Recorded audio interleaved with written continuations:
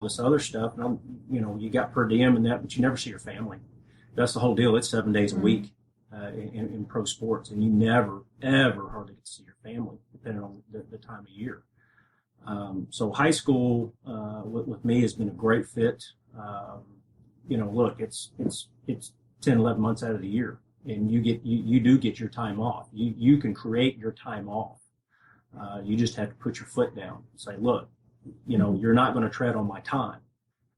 That's important. That's valuable. I've done it, and being in the high schools allowed me to do other things. I've traveled internationally, worked internationally as an athletic trainer during my times off, and that's been a huge plus and benefit to be able to do that. But working with the high school athletes is just, I left high school for 4 years to get my degree, and I came back. That's the way I kind of put it, and to help maybe mold and shape someone to go into this profession or lead them into a profession that's very similar in the medical field or something they want to do is very rewarding. And it's especially rewarding to see your young athletes. We had one who played football, wasn't very good. All of a sudden, I see him at the regional track meet at Tech, and he's going through the program. And I said, what led you? And he said, just by what you guys do. And that's how I got into it. I got in. I was an athlete, had some injuries, didn't want to get a study hall after my senior year of football. Our athletic trainer, nothing limited him. His name is Ray Winkles. He's probably about 4'2", maybe. Probably the shortest guy in athletic training, I can tell you that. And he said yes. And I taped an ankle on the second try and asked me how I did it. And I said, I just watched you for 3 years and went on from there. And so the profession to me has been very rewarding. It is time. Understand this. You at the high school, you are going to put your hours in. There is not an end time. You are going to put your hours in, and you're done when the job's done or when that athlete is treated. You're going to be asked to do things that you may not. Are you kidding me? Other duties. But there are things that you will have to draw the line on and put your foot down to save your own time and sanity, because family is important to you. We all have families. Mine are older, theirs are younger, but we all work together to get the common goal, and that's to get our job done and to get those athletes prepared and our coaches to understand as well. But I don't think I would, high school is where I want to be. Same deal here. I going through college, I wanted to work pros. I got my internship with the Texans, and then I was like, wait, this is not what I was thinking. This is not what I expected. And, during training camp, you're literally sleeping at the hotel. And, Kevin Bastine was the athletic trainer at the Texans then. He had an air mattress. He slept in the athletic training room because he didn't want to go home. Because he didn't want to drive 45 minutes home, 45 minutes back every day or whatever. And I'm like, it's ridiculous. It was nice because I was getting paid by the hour. It was like 100 hours a week, so 60 hours of overtime or whatever it was. But for my whole life, that it's just not what I expected. And I'm extremely thankful to Bob Marley for the internship. But I just realized, hey, this is not what I want. And here at the high school, I have a greater impact on kids' lives. And so that was the best part for me, is the impact on affecting people's lives for a long time, So, all right, let's talk about community involvement. Chris we talked last time about you had a great big hot dog thing, and then the mayor threw out the first pitch at a baseball game, and so you're getting a lot of community involvement. And I know your doctors do your physicals for free so that you get that money to use for your students, or you buy them their clothes and that kind of thing. What are some of the things there that you do to help improve the perception of the community of student athletic trainers and athletic training? We're always promoting ourselves wherever we're at, in the community, at our school. And your students do the same thing. They're a direct reflection of your program and your school. So what we want to, and our kids know that they are. If they're out in the community, whether they're wearing our sports medicine gear or not, they need to act appropriately, because there is somebody that's going to know them, and somebody that's going to tie them back to our school and to our program. So we want to look good at all times. In ways we get involved in the community is I'll call up our congressman's office, or I'll call the mayor's office, or send a letter and talk to their assistants and have them come out if they're out in the community supporting us. Then it just makes us look that much better. Our state representative, like you're saying, throwing out the first pitch, because I contact multiple people because you don't know who's going to say yes or no. They have other arrangements or whatever. So I had 2 people say yes a couple of years ago. It was our state congressman and our state representative and our U.S. congressman.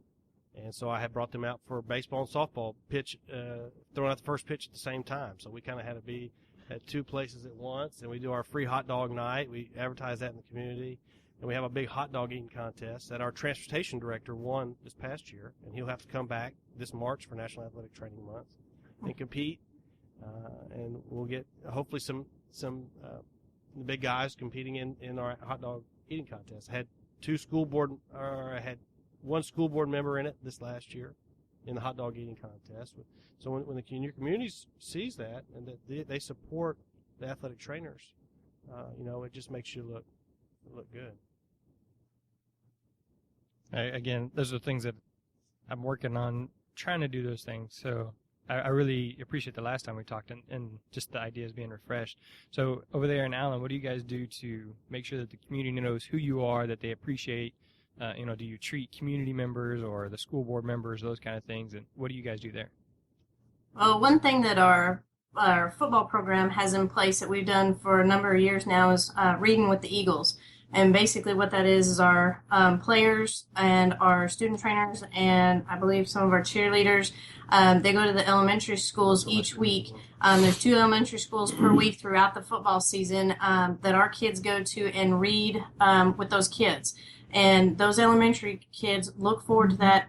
When it's their school, they are super excited. We have the tunnel out there with them, and our captains speak with them, and they go into the individual classrooms and read with them.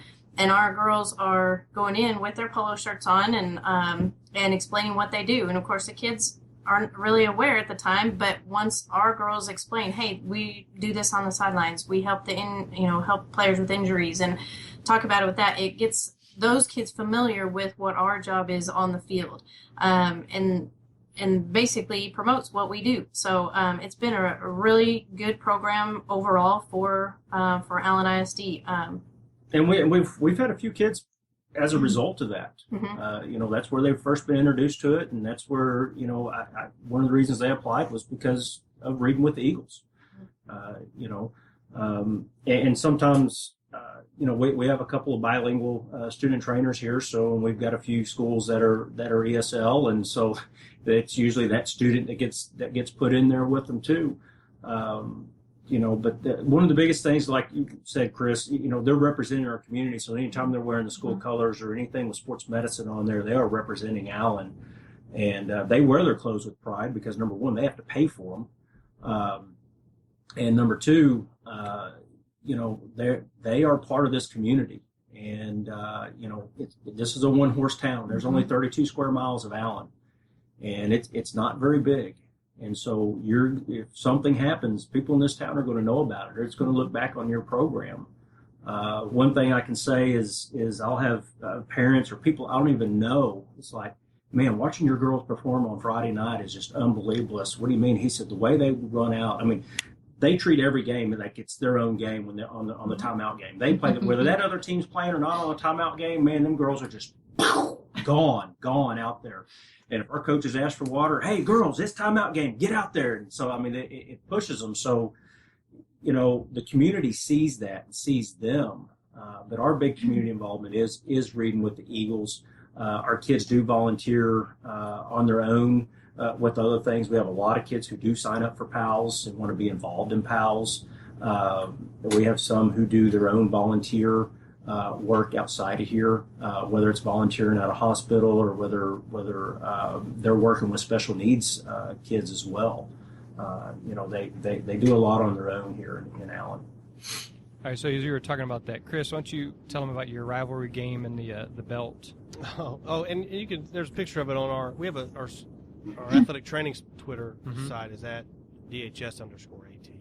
Okay. You can see a picture of our belt. Well, we do our student athletic trainers do kind of the same thing. When it's a timeout or into the quarter, they sprint out there, and they're trying to beat the other team, and they feel like they beat the other team, and they get on the bus and they're excited and pumped. Well, our other high school in our district, Pearland, we had a competition with them. This was the first year we played each other, so we competed against their student athletic trainers who could get the most referees' water at halftime. I mean, at timeouts and end of quarter, and we had a unbiased party judge. Each official, or we only used the three officials in the middle. The white hat, the head official, was worth 2 points, and the other two were worth 1. That's awesome. So the winner, whoever got the most points at the end of the game, I ordered a championship wrestling belt. We put some custom stuff on it, and gets to keep it for the year. So the next year we'll do the same thing, and we'll play for the belt. Yeah, so I'm gonna have to find out more about the point system and kind of how that worked. We'll let it play out for a couple years, and then we'll do that because after we played you, our guy Matthew, he was here in our game versus Rayburn. Like he was running out there, and one of the girls from Rayburn, which is our rival school, was going out there, and so then he just took off sprinting, and he literally cut her off and stepped in front of her with like 2 steps to go before the ref, just because he didn't want to lose, because they were like, man, at Dawson they were sprinting out there, that kind of thing, and so it's just fun, that kind of thing. If we can create that excitement throughout the year, then I love it. I love it. Well, that's what our kids they always want, because I tell them, because they don't know that not every school does that. And we're new to your district this year, right. So I say it's going to take them probably a quarter to figure what they're trying to do out, what we're doing out, and then it's going to be kind of a fight out right. there. But yeah, they're always cutting each other off. I think it's hilarious. Yeah, it's fun. So I'll tell you what, the one that chaps my hide is that other person coming over to our sideline, getting the referee on our sideline. Well, that's what our kids. That's their whole goal. Girls, if that ever happens again, you're fired. Yeah, it doesn't happen again. I grabbed one of our girls. I just threw him out. I said, "You get that guy right there." Yeah, right. Oh yeah, our kids will come over, high five. They get that other official on the sideline, and they are pumped. Oh yeah. All right, so you guys mentioned that your kids pay for your clothes. Last time Chris mentioned that he pays for them because of the physicals of the fundraiser, that kind of thing. One of the things is that he gets to take those clothes back if he fires a kid or a kid quits. Then those kids can no longer wear his stuff. So how do you guys and Alan deal with that? Well, basically, when we do our application process and we have our team or whole program set in the spring, we give them a clothes package to purchase. And basically it has their practice t-shirts and shorts, their game polo, warm-ups if we get warm-ups, maybe a bag, and various things that they'll use throughout the entire school year at all the different sports. They purchase it from one of our local shops here in town that's a spirit wear shop, and that's what they use. So they have it for themselves. It's not something that's checked out to them and whatnot for any time they use anything. If we have, with our fundraisers that we do throughout the year, we will take that money and purchase the heavy jackets like the parkas and maybe Scarves. different bags or scarves or some other thing that we need that we will check out to them. It's mainly the heavy jackets that are the pretty expensive ones, or we'll get other various things with that fundraiser money for them. So one thing we quit doing, we don't do physicals anymore as a fundraiser. That was something we ran into an issue here with a student who ended up being one of our student athletic trainers, had a heart issue. She fell out on the volleyball court as a freshman, and it's called ARVD. It's articular ventricular defibrillation, where the right ventricle becomes very, very thin. It happens about 2% of the population, and these patients usually die. But it's usually seen in the Mediterranean with Italians and Greeks, where it's common. And most of the time it happens with soccer players, and their whole ventricle area just blows out and they die on the field. With this young lady, they got through winning a point. She walks up, they congratulate, she turns around and walks back to serve and collapses. Well, she ended up being one of our students, and it's also hereditary. Is what it is. One of the parents carries a hidden gene, and And so she ended up being one of our student trainers the whole time.